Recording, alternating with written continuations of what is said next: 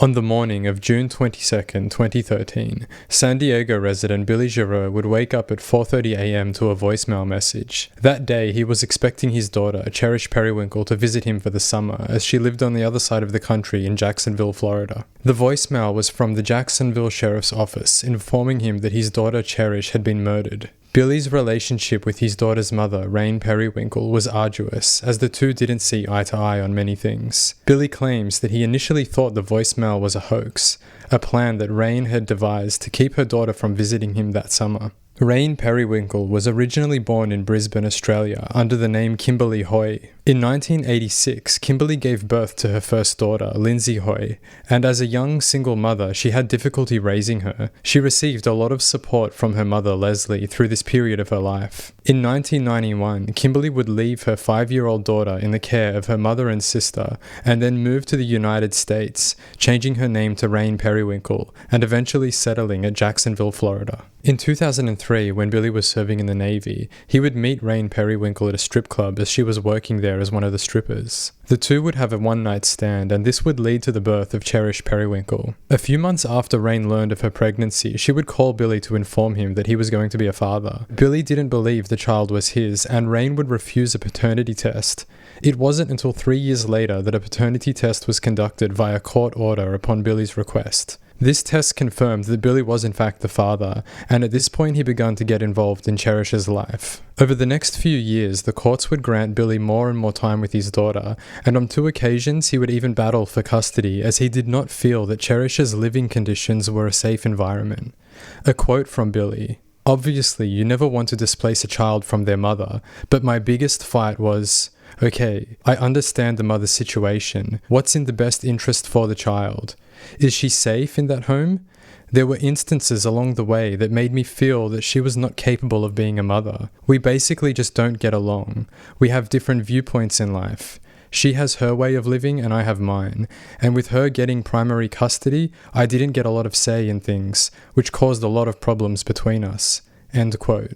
Cherish Perrywinkle was born on Christmas Eve of 2004 and was known to be a playful, bright, and trusting young girl. Rayne would go on to have 2 more daughters with another man, Aaron Pearson, and their names were Destiny and Nevaeh. Aaron Pearson and the family all lived under the same roof together. It is reported that although the girls were cared for, they all had a rather turbulent experience with life under their mother's care. After Cherish's murder, the State Department of Children and Families released records relating to the Perrywinkles. The record started in 2006 when Cherish was only 2 years old and lived in a homeless shelter with her mother. Rayne had dropped 2-year-old Cherish off at Duval County Homeless Shelter, which also acted as a daycare, and she did not show up to pick up her daughter for over 3 hours past the time that she had organized. This would occur on several occasions. 2 incidents of violence were recorded, one in 2006, which documented that Rayne shook Cherish violently for crying too much, and then in 2009, another report depicted that her biological father Billy had spanked her so hard it left a handprint on her back and caused her to wet herself. On both occasions, the agency ruled that Cherish did not appear abused and that all of her needs were met. In 2009, Rayne attempted to commit suicide while she was pregnant by overdosing on Benadryl, and after this incident she was diagnosed with borderline personality disorder. Her boyfriend Aaron had once reported to authorities that Rayne called his son disrespectful before throwing a plate at him. He also told them, despite this, she is a very good mother to her daughters, and that she just doesn't like boys. He would claim that he would never leave his son alone with her. By all of the reports that I could find, it would appear that each of the adults surrounding Cherish had some form of trouble surrounding them.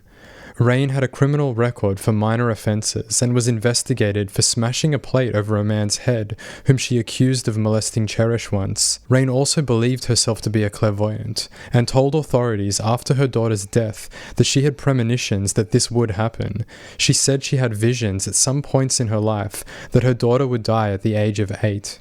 Aaron, her boyfriend, had a history of substance abuse and some minor instances of domestic violence against Rayne that were never charged, and her biological father Billy was known to frequently yell at Cherish and become easily agitated. The battle for custody over Cherish between Rayne and Billy was one that spanned many years, and was ongoing up until the point of Cherish's death. Billy would say in an interview that he knew this was going to happen, that he had been telling the courts for almost 2 years that if they didn't give him Cherish, she would end up dead. This leads us to June 21st, 2013, the night before Cherish was meant to fly to California to spend the summer with her father. Cherish had to be awake at 4 a.m. on June 22nd to make her flight, and Rayne wanted to go shopping at a nearby Family Dollar the night before to get her some new clothes before she left. Rayne's boyfriend Aaron gave her $100 in cash and tells her that she can only spend $40 of it, as the rest would need to be for the cab to the airport the next day. She would take her 3 daughters and, with a stroller, walk the mile to the store, arriving at 6:30 p.m. After a brief time in the store, Rayne spends about $30 on household items, and then takes the girls across the road to the Dollar General. With this surveillance footage you now see on screen, you will notice a few arrows here and there. The blue is Donald Smith, the white being Donald's van.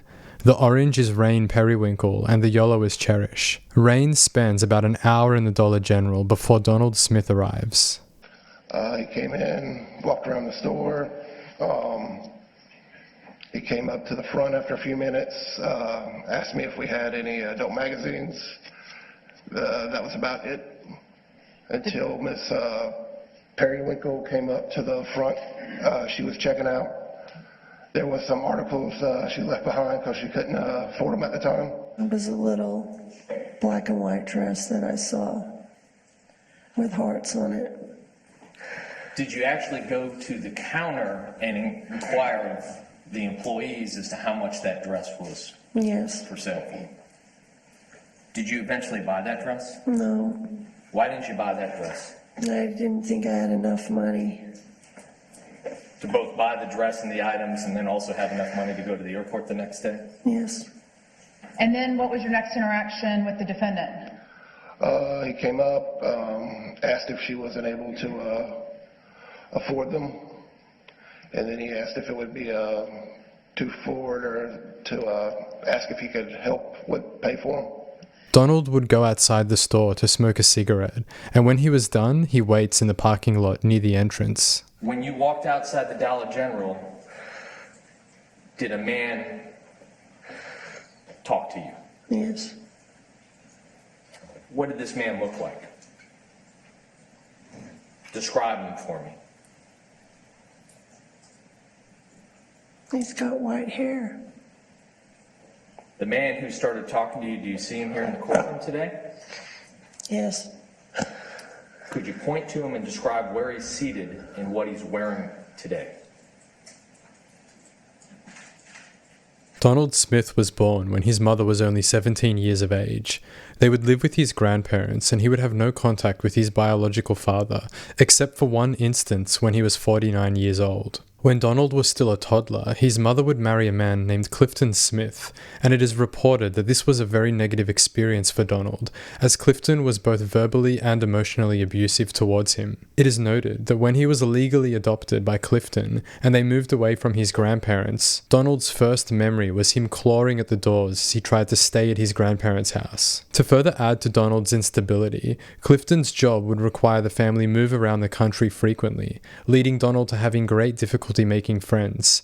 This would result in him being the subject of heavy bullying in most places that they resided. Donald was known to pay other children at school to play with their toys and to spend time with him. Donald claims that at the age of 8 he was sexually molested by 2 older neighborhood teenagers, and they would go on to coerce him to watch them violently sexually molest several girls. In addition to this, 2 other men in Donald's life were reported to have inappropriate conduct with him. His mother suspected her sister's husband to have molested him, but that was never confirmed.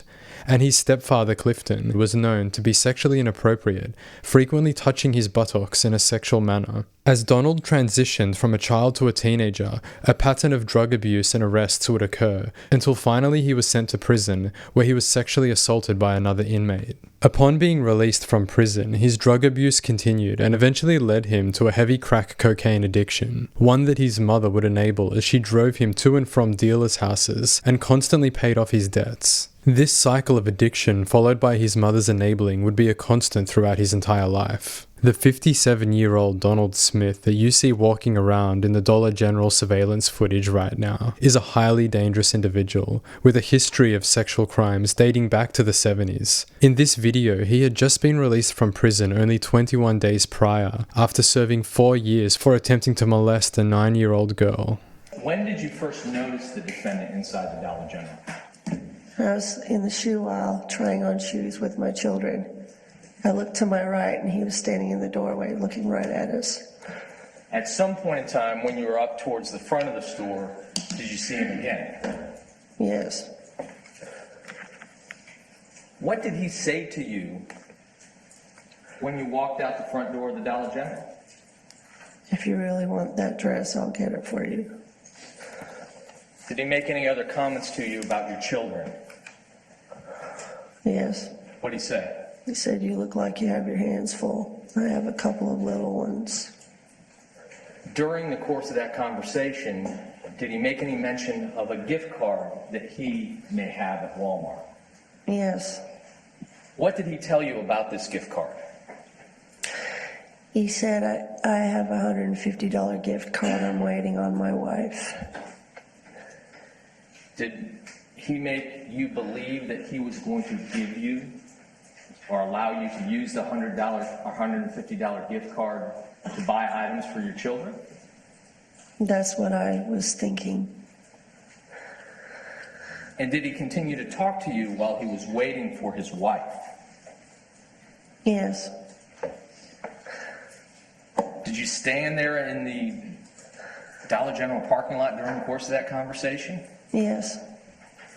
Did he tell you his wife was coming? I kept asking him where she was. What was his response? She's coming. Did he tell you how she was coming? I asked him, what does she drive? He said, a gold car. Did it begin to rain at some point while you were waiting for his wife to arrive in this gold car? Yes. What were the children doing? They were playing with their umbrellas and running around, having fun. Just doing what kids would do? Yes. What was the defendant doing while you were waiting for his wife in this gold car to show up? He went and sat in the van with the door open. After some period of time, did he offer to drive you and your children to the Walmart? Yes. What did he say about his wife and the gift card prior to you all going to Walmart? He said she's going to meet us there. Did you believe him? Yes. Were you originally concerned about him? Yes. Why? I thought he was going to steal my money because he was watching me with the cashier. He was standing on my right shoulder. Then, so when you go outside and this person you had concern started talking to you, were you still concerned at that point? Not as much. I thought I was just being paranoid. He got snappy with me because I wouldn't get in the van. What do you mean he got snappy with you? Describe that for me. He had an attitude. He said, you don't have to do this. Why were you hoping that this gift card was real? Because Cherish needed some clothes for a trip. So ultimately, did you decide to take him up on his offer to drive to Walmart? Yes. On the way to Walmart, did you continue to talk and have small talk conversation with the defendant? Yes. What did you talk about? He wanted to know how old we were, and then he told me he's 61. Did he tell you his name? Yes, he did. What name did he give you? Dawn. Did you have any concerns while you were driving in the van with him? Not so much because he told me I was safe. He told you that you were safe? Yes, he looked into my face and told me I was safe. Did you want to believe him? Yes, very much so. What happened when you arrived at the Walmart parking lot? My children were being fussy. They wanted to get out of the van, and I told him I needed to get out. And he took a phone call. What do you mean he took a phone call? He took his phone out of his pocket and started to talk. Did you ever hear the phone ring? No, I thought it was on vibrate. I wasn't paying attention. So it appeared, based upon how he was acting, that he took some sort of phone call. Yes. Did he ever tell you anything more about his wife or that she was coming still? He made it sound as if he was talking to her about what we were going to eat. He said Chinese, and I thought, well, I didn't want Chinese food. I didn't say anything. So you just sat by while he apparently had a conversation with somebody else on the other end of the phone? Yes.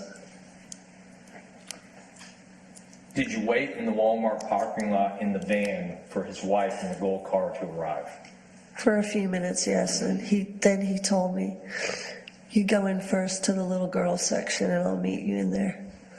So you and your kids, you go inside the store. Yes. At some point, did the defendant, Donald Smith, join you and your girls in the children's clothing section of the store? Yes. Did he begin to shop with you? No, he was just walking around watching us. I asked him, where's your wife? What did he say? She's coming. So he just stood there and watched as you and the girls were shopping? Yes. At some point, did he put any items into your shopping cart with Yes. your girls' clothing? What did he put into the shopping cart? A rope. So, ma'am, this bundle of rope, that was the only thing that this defendant placed in that Excuse shopping me. cart? Yes.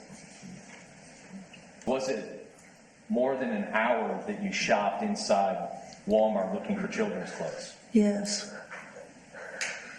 At some point while you were shopping inside the Walmart, did the defendant make any mention to you about getting some food? Yes. What did he say and how did he say it? He used his hand and he said, I'm going to McDonald's. What do you want to eat? Sort of like a sock puppet is what you're describing to me? I thought it was odd. Where was Cherish when he said this to you? She ran over to me. Did she say anything to you? Yes, she did. What did she say? She said, we're going to McDonald's. What do you want to eat? And I said cheeseburgers. And she said cheeseburgers. And that was it. At some point, did the defendant walk towards the front of the store where the McDonald's was? Yes. Did Cherish follow after him? Yes. Ma'am, why did you feel it okay to let Cherish walk to the McDonald's with the defendant? If he would have asked me if he could take her, I would have said no. But because McDonald's is inside Walmart with people around, I knew she would never leave my side. Had you known that they were going to leave the store, would you have let Cherish leave the store with the defendant? No. Did he ever ask you, can Cherish come with me to leave the store? No. Would you have ever let your child leave the store and leave the Walmart with this defendant? No.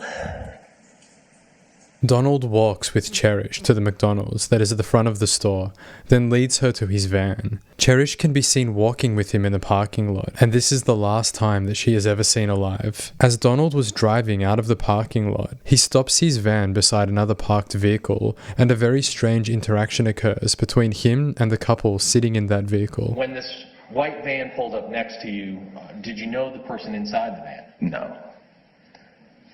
Did they say anything to you when they pulled up next to you? I rolled my window down and they said, "We're going to get cheeseburgers." Who made that statement to you? The person in the van. We're going for cheeseburgers.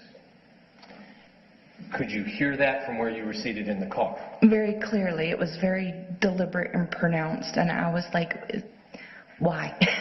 I was very confused. I didn't know who he was or why he was there. My first recollection was, is my father in this van? Why is he trying to talk to us now? Could you tell if there was anybody else in the van with the defendant? There appeared to be someone in the front seat. I don't know who or what, but yes, there was something in the front seat. I could tell shadowed for sure. How long was this interaction when he says this comment about going for cheeseburgers before the van actually pulls off? It was a very quick exchange, almost like we had been friends forever, and I was very confused. Maybe less than a minute. Donald drives away from the Walmart with Cherish in the vehicle, and after approximately 30 minutes, Rayne begins to worry about her daughter. Had you heard an announcement about the store would be closing? Yes, And what time was the Walmart actually closing that night? 11 o'clock. So did you gather up your kids and take your purchases or the items that you were looking to purchase and go towards the front? Yes, Did you see Cherish anywhere in the store? no, Did you see the defendant, Donald Smith, anywhere in the store? no, Did you look for him? yes. What did you do to look for them? I quickened my pace and I looked through every aisle at the register.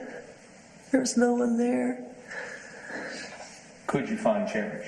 No, At some point, did you seek help from the Walmart employees and try to call the police? yes, I was yelling, call 911. My daughter's been taken and no one would help me right away. Rayne is unable to use her phone, as earlier that week one of her daughters attempted to clean it by submerging it underwater. Approximately 40 minutes after Cherish left her sights, she manages to call 911 using one of the Walmart employees' phones. Jackson 911 Robinson. Hi, I'm at Walmart. I'm in turn, I think I've been taken. What do you mean? Taken by a stranger. I can't find her. And you say you at the Walmart on Lim Turner? Yes, I am. Okay, where did you last see her at? Walmart. I met a man today at Dollar General. He saw that I was struggling to buy them some clothes. He drove us here to buy us some clothes, and the only reason I went with him because he said his wife was going to be here. Because I told him I don't take rides with strangers. Okay, ma'am. He said he was going to McDonald's, and he hasn't been there because the store is closed right now. I had a strange feeling about him when I first met him, and he took her to the dressing room twice, and I was hoping that she would be okay. And I was looking at the shoes, and I didn't want him to think that I was overly protective, freaking out. But now they're not here, and I find it very odd because he knew that. Oh, okay, ma'am. What color vehicle does he drive? It's a white van. I had a bad feeling. I thought, well, I feel like pinching myself because this is too good to be true. So I got to the checkout. He's not here. He isn't here. And I'm hoping he's not raping her right now because I've had that done to me. And it's not fun. She's supposed to go to California in the morning on the plane. And he knows, as I told him this, he knew when the store was closing. I had a bad feeling about him. Okay, how long have you been looking for you? When was the last time you saw him? How long ago? About half an hour ago. So you've been looking for her for a half an hour? Yes. There's nobody in the store. And he knew the store was closing. He said he was going to McDonald's. She went with him. I should have told her to stay with me. He wanted her to buy these really tall shoes that were women's shoes, and I told him no. I said they're too high for her. I wouldn't even wear shoes that high. Maybe he was grooming her. I hope to God he doesn't kill her, and I hope to God he doesn't rape her. I don't want him to kill her. I don't want to be one of those parents that are going through this. Oh my gosh. Police arrive and review Walmart surveillance footage, then release an Amber Alert at around 4:20 a.m. As the night turns to day, a call comes in to 911 for a possible location on the van. Jackson 191 Smythe. Hi, we're calling about a suspicious van over here, a white van. It was parked behind some bushes really deep, and then we heard that it's not there anymore, but we don't know if he dumped anything because we heard a girl just got abducted from Walmart. Right. So we're not sure if that's the van, but the white van was pushed all the way to the back of the bushes this morning. Near some bushes? Yes, right behind the church. Not long after this call is made, at around 8 a.m., Officer Tina Henson, who was responding to a minor traffic accident on the I-95, spots the van drive past her. I rolled down my window and I looked back at the citizens and told them I'd be back. I came up on this radio, which is to talk to headquarters, and advised dispatcher that I was behind the vehicle, matching the description as well as the tag on the vehicle. What happened next? Turned my lights on just for a brief second just to get in front of traffic, turned my lights back off, and then proceeded behind the vehicle. Did you actually pull the white van over? No, ma'am. Well, I had assistance. I had to wait until we have the air unit respond if they can, the K-9 units respond. So I waited for other assistance, at which K-9 Wilkie was, I believe it was an MLK in 95, which is way in front of me. And once he got into the pursuit, then I don't know who actually activated the lights to stop the vehicle. I was directly behind the van. I was the first vehicle. There were no other police vehicles in between the van and myself. Explain to the jury, you've mentioned a felony traffic stop. What is involved in a felony traffic stop that makes it different than a regular routine traffic stop? Right. Well, if you've experienced a normal traffic stop, or say we hate to call them routine because none of them are, but a routine traffic stop would be where the violator of the traffic offense or whatever they're wanted for would remain in the vehicle, and we would go up and we would make contact with you and explain what was going on and that type of thing. On a felony traffic stop, obviously, we feel that there is probable cause to believe the person in the vehicle has committed a felony, and so we ask them to exit the vehicle, and we do a certain series of steps to make it safe for us as much as we can, and then have them walk backwards to us so that we can try to take them into custody safely. During his testimony, Officer Wilkie stands and walks off camera and away from the microphone to demonstrate to the jury how he performed the arrest of Donald Smith. He explains that as he patted down Donald, he noticed that the man was completely saturated from his waist down. I shouted out, "Oh my God, she's in the water." I just an involuntary reaction, and when I did, the defendant immediately went from looking straight forward to turning and looking at me and then turning back away. He never said anything, but just the look on his face kind of confirmed what the physical evidence was telling me. Shortly after we completed the traffic stop and we cleared the van, I was instructed by Sergeant Lonnie Mills of the Homicide Division that some evidence had been developed that they had a possible location of where they believed the victim may be located, and I was asked to drive up to an area off of Rutgers and Broward Road. There was a church there where they had been told that the van had been seen, and I was instructed to go to that area immediately, and that's exactly what I did. With no signs of Cherish in the vehicle, Officer Wilkie would make his way to the reported location behind the church, and with his canine partner Gator, they would begin to search the area. He immediately took off. I went adjacent to him, so in case, and the reason I did that is in case he did walk up, he typically is going to track true, which means he stays right on top of the track. That's just the way that he usually tracks. And in doing so, I didn't want to walk directly behind him. I didn't want to mess up something if there was a footprint or if there was some piece of evidence. I didn't want to step on something that maybe I didn't see because I'm watching him. So I went adjacent to him and just paralleled him, and I would stop him periodically, then I'd catch up to him till we got to the water line.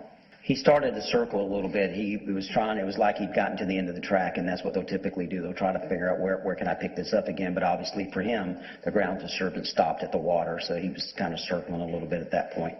What did that signal to you? It indicated to me that we were close, that we weren't going to go up and down on the land side of it anymore. It indicated to me that she was in the water, which is what I felt like, where we were going to find her. Next, I put Gator in the down, so I had him stay on the shoreline, and I could see out beside me, I could see a tree that was laying on its side. And then looking at the reeds that were kind of pushed down that were a little bit ahead of me, it almost looked like a triangulation. There was reeds pushed down in a path that Gator had come down, and then I'm looking from my vantage point, and I'm looking out, and everything's lining up with this tree that's directly ahead of me in the water. I walked over at that point and walked over to the water, and from what I could see up underneath the trunk of the tree was Cherish laying on her left side, and she was facing away from me, and her hair was kind of floating in the water. She was under several inches of water. Was it apparent to you that Cherish Perrywinkle was dead? Yes, ma'am, it was. That being the case, what did you next do?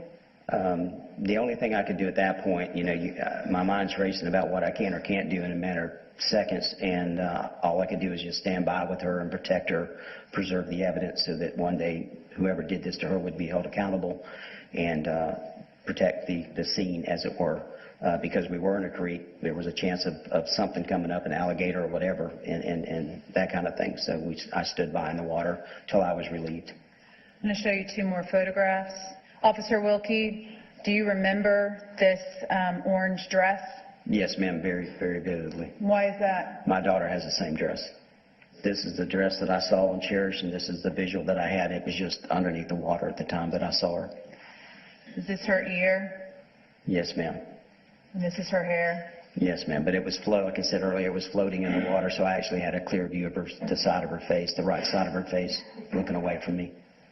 You said you stayed there until you were relieved. Were you actually relieved by crime scene unit technicians who came out to work the scene? Eventually I was. Officer Brian Hall relieved me temporarily. I was pretty emotional at the time, and so I took a break, and he took over and stood by for the last little bit before the evidence technicians took control of the scene. Forensic pathologist Dr. Valerie Rao examined Cherish's body and found a staggering amount of injuries, all sustained prior to her death. Dr. Rao presents a harrowing testimony that spans almost an hour. She outlines every single injury that Cherish sustained before her death, and each injury is supported by graphic photographs that are presented to the jury. Photographs that some jurors from this case have gone on to say are still very difficult for them to forget years after the trial has finished. I will summarize the majority of the injuries myself, but be warned, I will present to you excerpts from Dr. Rao's testimony of the most disturbing moments. I do this to give you a glimpse into what Donald Smith is capable of. Please skip ahead in the video now if you are not comfortable with graphic descriptions of violence. Heavy bruising was present on the back of Cherish's legs, knees, buttocks, and thighs. Bruising and abrasions present on both of her arms, neck, and torso. Hemorrhaging, known as petechiae, from vessels throughout her eyes indicated a heavy struggle as she was strangled with a ligature, the strangulation being her eventual cause of death. Abrasions to her chin, face, and eyelids caused by pressure common with suffocation attempts, bleeding nostrils, bleeding gums, and missing skin from her eyelids, all caused from a singular linear movement. But you can definitely see this is where her nipple is, and she has bruising right there. And around that you can see the bruising, the pink, blue discoloration. Dr. Rao, what is your opinion as to that injury? That is consistent with somebody sucking on her breast. Swabs are taken from the cervix. This girl is a baby, so you cannot see her cervix. So many swabs are taken of the vaginal area. Looking at her genital area and her anal area, she had so much trauma.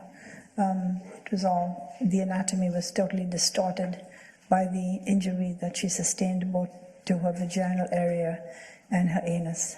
So this is without spreading her legs. Normally you can't see this. You won't be able to see this if you look at a little girl, because the fat of the labia cover everything. So, but here, because of the way it is injured, you can actually see into her vagina. So this is where this is the urethra, where one passes urine, and you can see how red and swollen that area is. Okay, so close up, this is where you pass urine. You can see how red it is, how swollen it is. This is a vagina, which normally you can't see, and you can see all the tearing there, and you can see the anus. Very thin tissue, it's just, you could feel it, how thin it was. Mechanical asphyxia. Will you explain what that is to the jury? So what she sustained was tremendous force on her neck, such that she could not breathe. She suffered swelling of her brain as a result of lack of oxygen to her brain, and as a result of which she died. Okay, so when the scalp is reflected back, you have an area of hemorrhage right there. I'm sorry, where? On the left side of her scalp, right there. And how is that caused, Dr. Rao? Blunt trauma.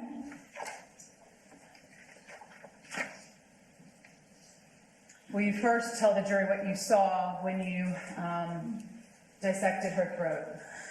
Yes, so what we do is, I'm sorry, I have to take a break. Can I just have like 5 minutes? You want a 5-minute break?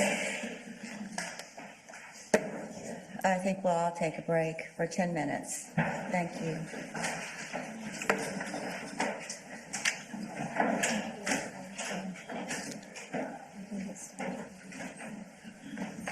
Donald's body was swabbed and assessed after he was taken into custody. Multiple injuries were found on his penis, including bruising and abrasions, and horrifyingly enough, he had a large bruise on the head that was the result of sucking. His DNA was found in Cherish, and hers was found on him. The defense attorneys for Donald Smith wouldn't even put up a fight in the first stages of the trial. They chose to not cross-examine Rayne Perrywinkle, and they would barely cross-examine any of the other witnesses. If they did, it was only ever a few questions. On top of this, they would not even present a closing statement. It would take the jury 15 minutes to find Donald Smith guilty of first-degree murder, kidnapping, and sexual battery upon a person under 12 years of age. Although they did not put up a fight against Donald's guilt, lead defense attorney Charles Fletcher was readily prepared for the penalty phase to try and avoid the death penalty for Donald. The approach that he would take to defend Donald was a risky one, so much so that in his opening statement he would acknowledge this. It's rare that defense attorneys bring forth evidence that make their client look bad.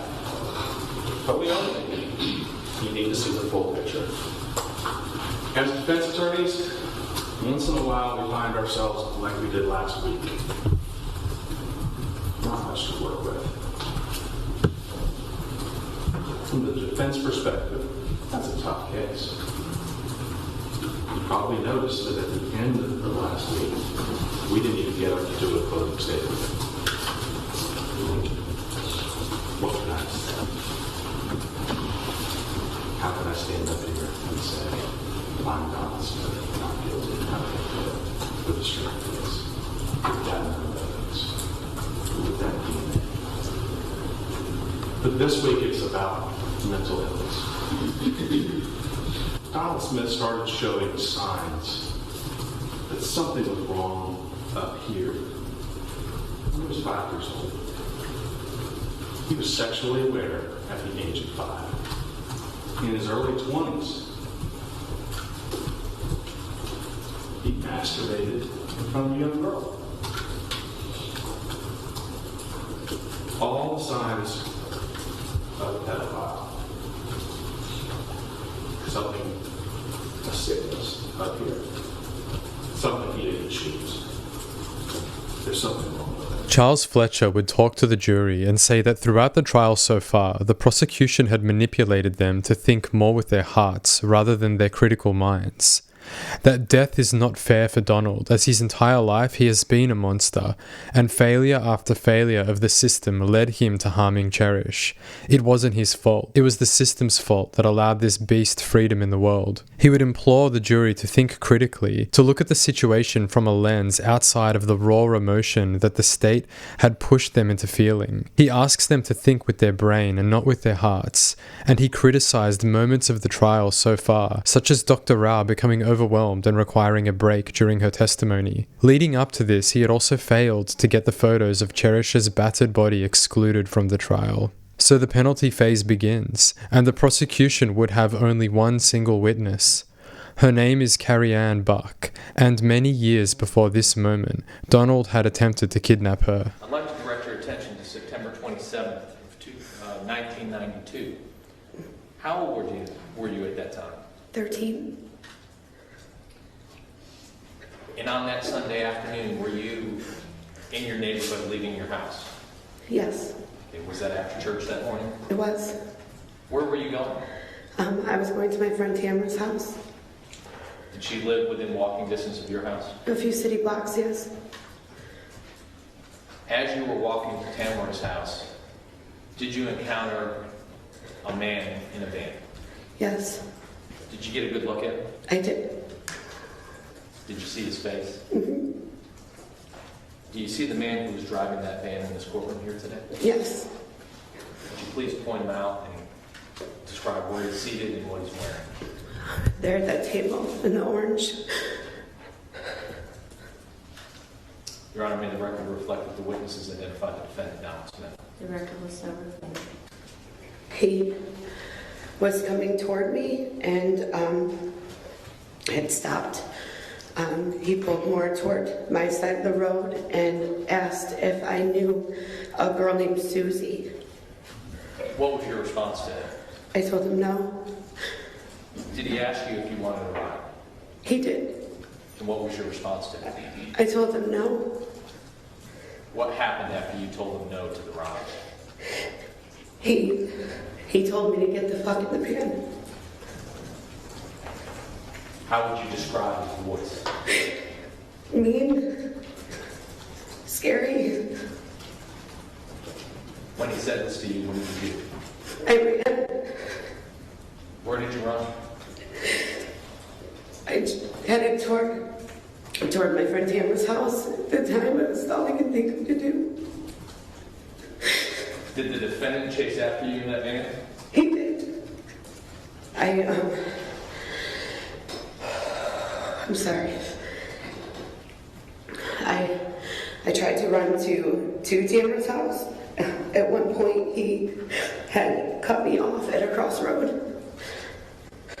And I just kept running. And I did make it to Tamara's house, and no one was home. And I pounded on the door, no one answered. Behind the school, there was a small playground. And there was a big, like a tube slide in the playground. And I was holding and pushing out with my hands and my feet inside this. I was slipping, and I was so afraid I was gonna fall out and he was gonna find me. He said, I know you're in there, you little bitch, and I'm gonna find you. Did you try to remain hidden? I'm sorry, what? Did you try to remain hidden in the slide? I did. How long do you think you were inside that slide hiding from this defendant? It seemed like forever. At some point, did you hear the van drive away? I did. I still stayed in there a little longer after I heard it drive away. Did you come to see that van and that man again in your neighborhood in the weeks that followed? Yes. When did you see him? He was outside my house. Did you tell your mother? I did. What did you all do? We got in the car and went to look for him to get the license plate number. Were you able to get it? Yes. When you drove after him, did you make eye contact with this defendant? I did. Did he recognize who you were? He did. He looked at me like he was going to kill me. The state had also presented a witness the prior week, which I have chosen to show now at this point in the video, as I feel its relevance lies not only with finding Donald's guilt, but also to prove that he has no remorse. This moment from the trial, I opine, would have been something that impacted the jury greatly when it came to making their decision whether he lives or dies, as it most definitely left a large impact upon me when I first watched it. As Donald Smith was being held for the murder of Cherish, it would take 4 years for the case to reach a courtroom. During this time, whilst Donald was being held in prison, an informant would alert the staff that Donald was conversing with another inmate via air ducts between their isolation cells. It was reported that these conversations would frequently involve Donald's attack on Cherish, and law enforcement became interested in listening in on some of them. A recording device was covertly placed between the two cells and was left to capture all audio over a week-long period. During this week, a group of young schoolgirls were doing a jail tour to which Donald got a quick glimpse of them as they walked by his cell.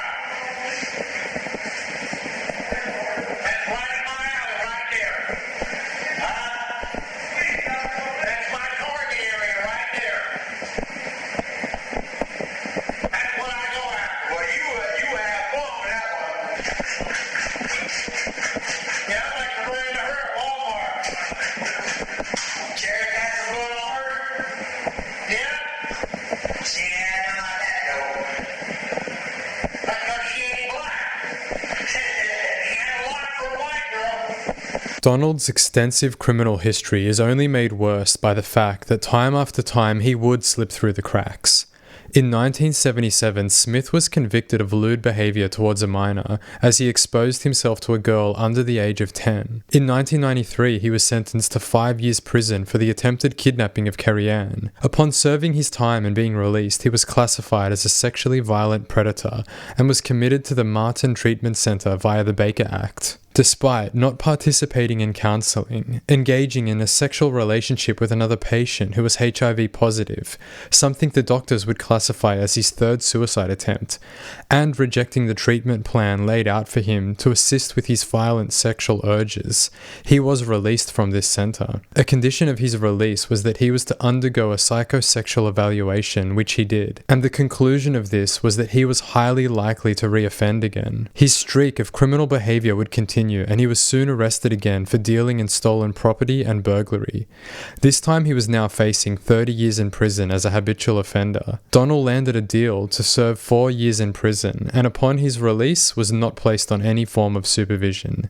In the early 2000s, he would inherit $100,000, and he spent the entirety of this on crack over the span of a few months. He was reported to have not eaten or slept for days on end as he would charge through a drug-fueled rampage.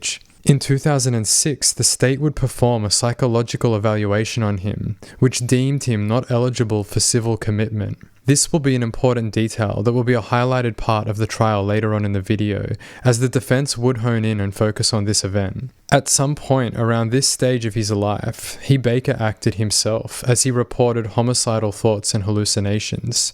During this time, he was diagnosed as having a potential for homicide and violence, but again was released without supervision. In 2009, he was arrested for attempting to lure a 9-year-old girl while posing as a Department of Children and Families worker, and would serve 4 years for this. He was released June 1st, 2013, 21 days before meeting the Perrywinkles. All of this information and more is presented by his defense as the penalty phase goes into full swing. They would call up a total of 9 experts who detail the many different factors that have come together to not only make Donald a monster, but could act as mitigating factors to the death penalty. As far as I'm aware, with everything I read, I'd never seen him admit in anything I'd reviewed or accept responsibility for any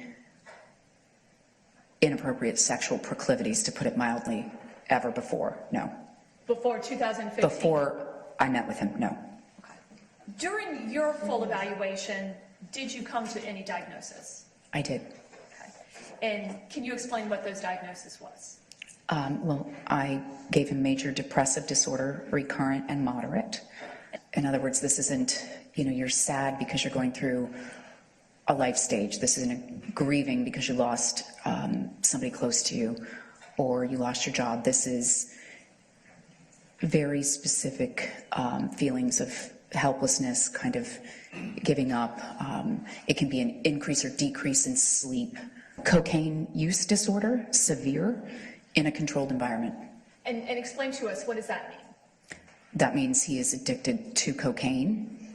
The addiction is severe and long-standing, and in a controlled environment means he's only not using now because he's in an environment where he can't obtain it. I think everybody has heard the term pedophile. It means there is a sexual attraction to prepubescent children, and that is required in order to have a diagnosis of pedophilia. The specifier is attracted to females, so there isn't enough therapy, medication, or anything in the world to change what I am inherently attracted to, or what anybody is. So if you are attracted to tall, thin men, and that's what you're attracted to, that's not going to change. Just like somebody who's attracted to children, you can't change what they're attracted to. Did you also diagnose him with antisocial personality? Yes. Antisocial people are people who will do what they need to do to get ahead themselves in the world. Again, on a continuum. They're more comfortable with lying, cheating, and stealing than someone who does not have this. They are more comfortable. They have a limited capacity for remorse sometimes. They also will engage in behaviors to get their needs met. And the more severe, it's kind of at all costs. So they'll engage in doing what they need to do to get illegal drugs. They'll engage in lying if it means they can maintain employment or get whatever they need. And again, people can have this and be fully functional. It's just you don't have a lot of it, again, on a continuum. The further you are along the continuum, usually the more criminal behavior you see. What is necessary for civil commitment? Civil commitment being danger to self or others, and in this case it would be to others, is overseen by the Department of Children and Families. And so you will then have a doctor, psychologist, psychiatrist, whomever, conduct an evaluation and make a recommendation to the Department of Children and Families as to whether or not this person is dangerous. If they're deemed dangerous, it's changed over the years, but if a court allows the civil commitment, the individual is then sent to a place in Arcadia, Florida, somewhere outside Tampa, and it's a locked facility, very similar, I would say, to a psychiatric hospitalization, involuntary hospitalization, and with the hope that they would get intensive sexual offender treatment while there. And in your personal review of the records, did you become aware that Mr. Smith was released from the Civil Commitment Center in 2002? Yes. What I have in 2002 is therapy records from Dr. Valley, who opined that Mr. Smith was, quote, a danger to children. He was noted to have antisocial personality disorder, to be manipulative and guarded, prone to relapse on children when he's abusing crack. He was released and given what we call outpatient treatment, so he could do treatment from home. And that is how the treatment went throughout 2002 and into early 2003. Did you also review records where he was evaluated again in 2006? Yes. And this again would have been by psychologists for civil commitment based on continued criminal behavior? Yes, he was evaluated in October of 2006. And did you find it unusual that Mr. Smith would not have been found to have met criteria for involuntary commitment? Based on the evaluation I read, Yes. As the defense's experts attempted to minimize the responsibility that Donald should take for his actions, the state's attorneys Mark Kalliel and Melissa Nelson would pick apart each of these experts during cross-examination and pit them against one another. You tested him, and in 15 minutes you were able to really determine that he's faking, right? Oh yeah, it was gross.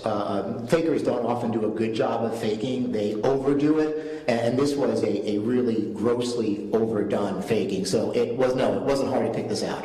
Okay. I mean, to the point, it was so bad that it totally invalidated all of the other psychological symptoms that he was telling you about.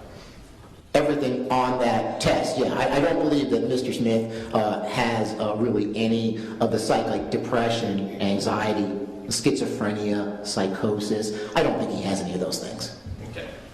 All those things that perhaps maybe other experts relied upon to determine that cocaine affected his brain in some function, such as hallucinations, delusions, things of that nature. Now, just to make sure I understand your question, cocaine is what we call a psychotomimetic drug. It can make normal people crazy. So if he may have had those symptoms while high on cocaine, I'm talking about when I saw him in the jail that he was free of any psychiatric symptoms. Okay.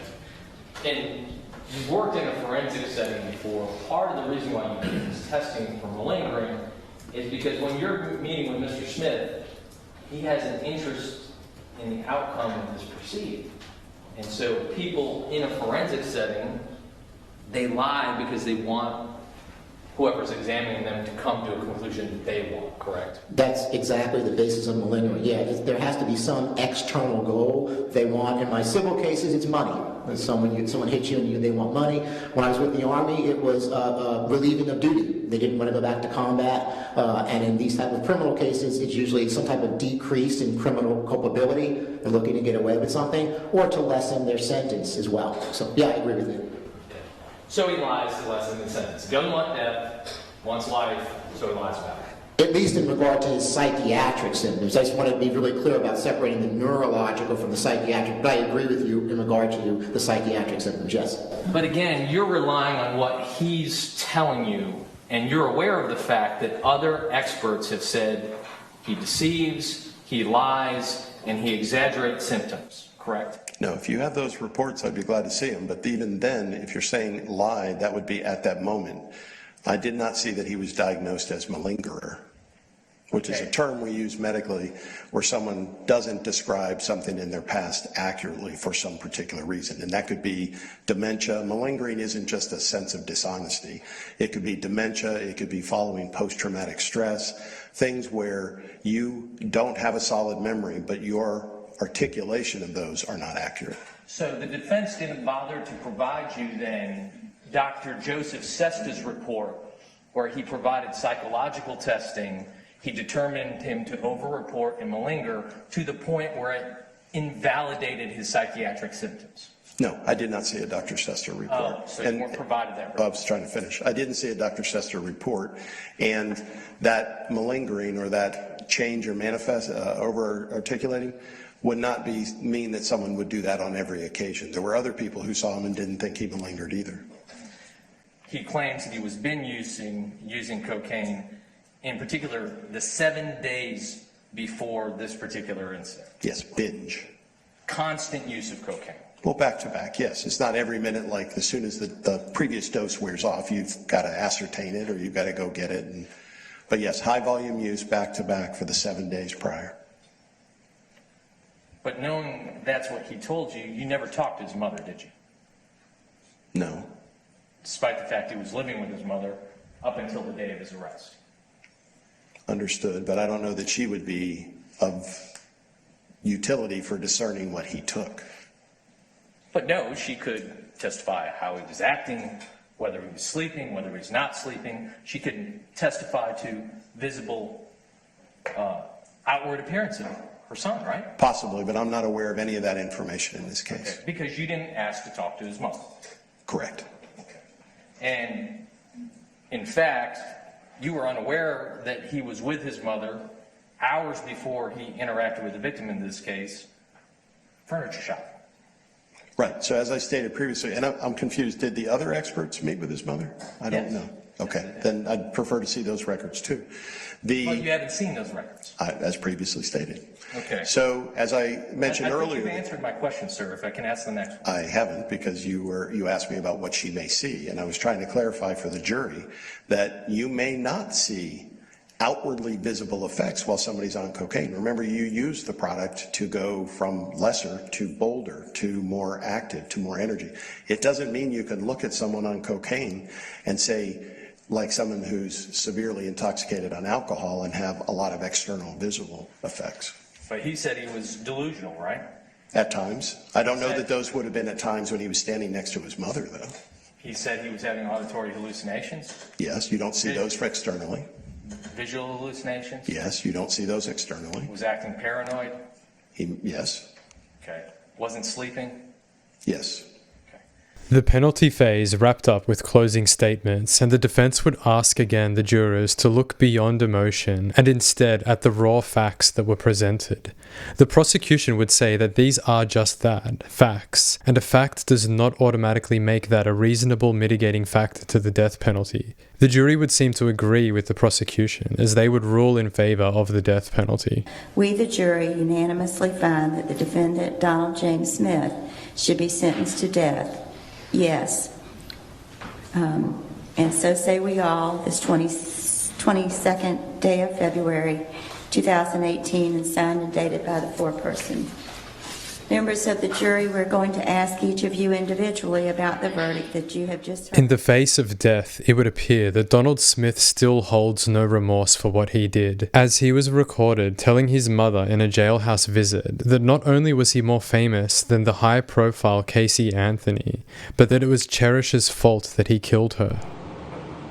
So anyway, the little girl, what's her name, Cherish, I'm walking out, she comes up. I said, no, go back there with your mom.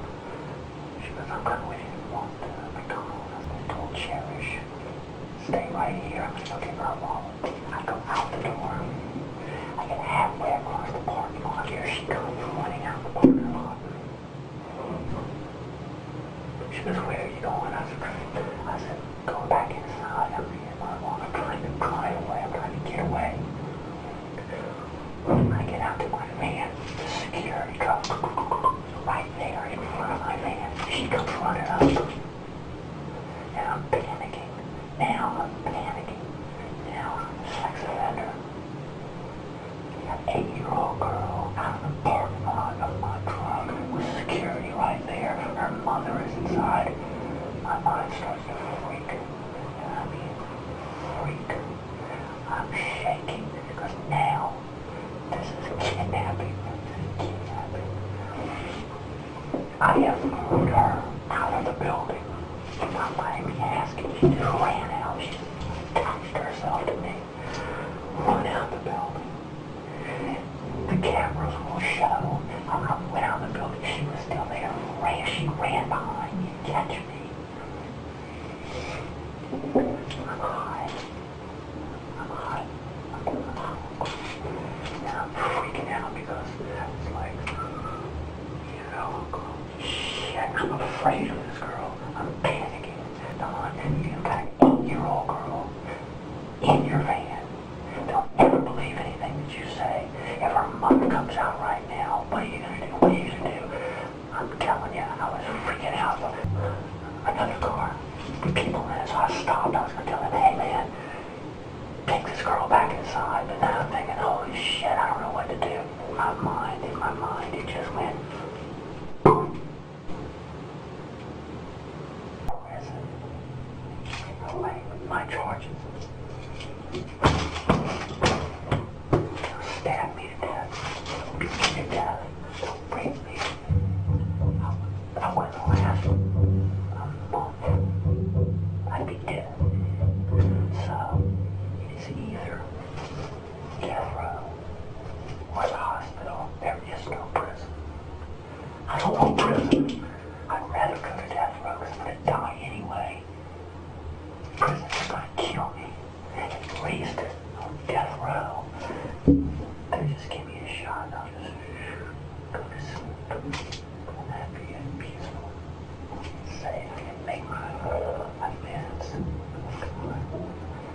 tell you I love you, and go to sleep, and it'd be done.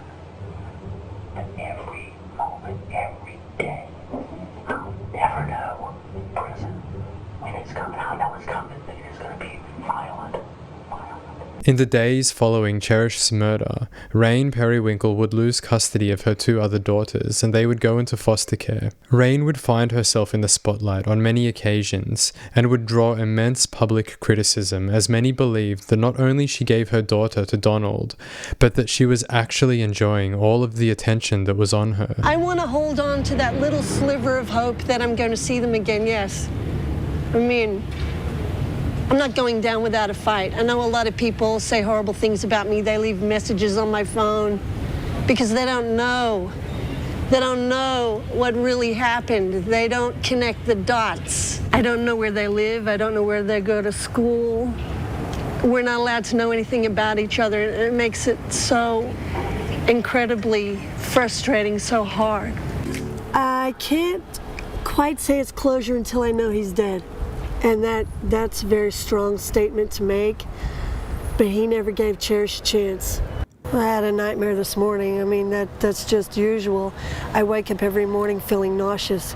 It never goes away. Some blame Rayne for what happened. Every time you read that, what do you think? It disgusts me how people are so quick to judge me. But she has also found support from other parents. What is it people misunderstand about you, Rayne? What is it they miss? They misunderstand about me. They think that I gave my daughter Cherish away for a gift card and for drugs and for clothes and for food, and that wasn't true at all. That was absolutely false. I lost her. I lost everything. Rayne, how do you feel today now that the death penalty has been decided by the judge? Cut. Just give me a minute, please. Okay. Just give me a minute. It's overwhelming. It's like I never thought this day would come, and now it's here, and now I'm just stumped for words. I just wish Cherish was here to see it. I had no clue he was a predator. He was let out for 21 days before he did this. The police knew who he was. We as a community did not know who he was. So you're going to talk to lawmakers? Yes. I would. That's my goal, please. Okay. Yes. Does it feel like it's over, or does it feel like you've got a long road ahead still? You just answered my answer very well. It will never be over, but this is my fight now for children. I just can't stop. I'm so driven. There's so many cases. I love her very much, and she didn't deserve this. If you could talk to Donald Smith, what would you say to him? I can say burn in hell. That's what I want to say. I want him to burn in hell. I hope he's watching this right now, actually. I looked right at him when I sit down, when I was walking in, and he looked at me. And my words are just muffled right now. It's hard to speak. I don't know where to begin. I had 3 attorneys representing me in that courtroom at different times, and they all blamed me for what happened to Cherish, and even my family blames me. There's so much hate mail that I get. I don't trust people anymore like I used to trust. It's very hard because I've been burned so many times. I have people saying, well, I'll help you, I'm your friend, and they end up kicking me out of their house and stealing my things or throwing my things away. And I'm trying to clear my name. 9-year-old Destiny and 7-year-old Nevaeh Perrywinkle have been adopted by their aunt who lives in Australia, and the girls moved there at the beginning of January. The children's former attorney, Adelaide, says Perrywinkle had the chance to get her daughters back, but failed to meet the criteria, and so the state had no choice but to put them up for adoption. Destiny and Nevaeh Perrywinkle are now living in Australia, and these are her new parents. Going to Australia, starting a new life with family, that's the best thing for them. After Rayne Perrywinkle didn't complete a case plan to get her kids back, the state had no choice but to place the kids up for adoption. She says they typically seek family members, which worked out in this case. But Rayne is furious. I am their mother. I would die for them. I don't care what anyone says. I go without for my children.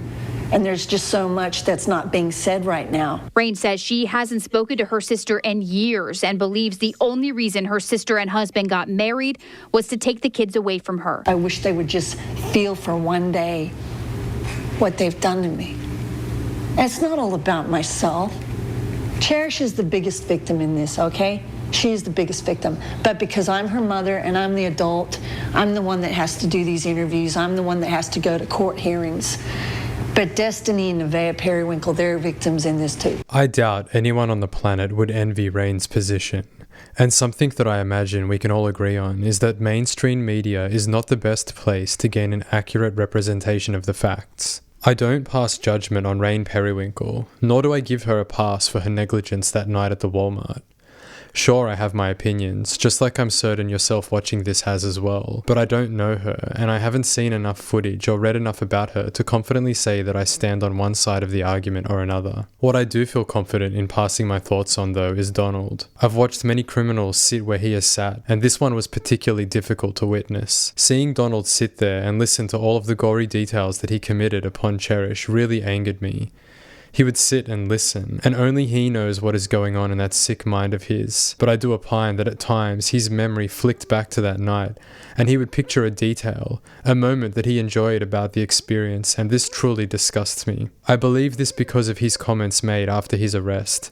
His disrespectful, callous comments about Cherish's body to the other inmate as he watched other young girls and joked that he would like to meet them in a Walmart. There's many other people in the world who have had many worse things happen to them during their formative years. Some people I even know personally who have endured childhoods that are harrowing. Yet these people and many others like them do not choose to harm others in the same way that Donald chose to harm people for his entire life. We could discuss for hours on end the reasons for why Donald did the things that he did, and what he deserves, and opinions may vary. Conversations could become heated, and even drinks could be spilled. At the end of the day, where my opinion lands is that Donald deserved the punishment handed down to him. I'm generally one who is rather cautious when making statements about an individual deserving the death sentence, but Donald's cannot come quick enough in my opinion. Be it at the hands of a needle or a jailhouse shank, it upsets me to know that the last person who has ever seen Cherish alive has these horrific memories of her. Her last moments weren't peaceful or surrounded by loved ones, and he doesn't deserve to own those memories. No one deserves to own those sort of memories of others. They are unfair and twisted, and anyone who can confidently sit back in their guilt and rock on their chair with their glasses on their head as they watch the court case like he did is truly a monster in my opinion. They say when people pass away that they live on in our memories, and if this is the case, I feel as though Cherish's final moments that exist in a memory that inhabits Donald's mind, and the very mind that every moment it lives has the ability to use her final moments as a means for sexual gratification. So until that memory no longer exists upon this planet, then she cannot truly know peace. I look forward to the day when the only memories that remain of Cherish while she was alive are joyous and peaceful ones, held by only the people that love her dearly.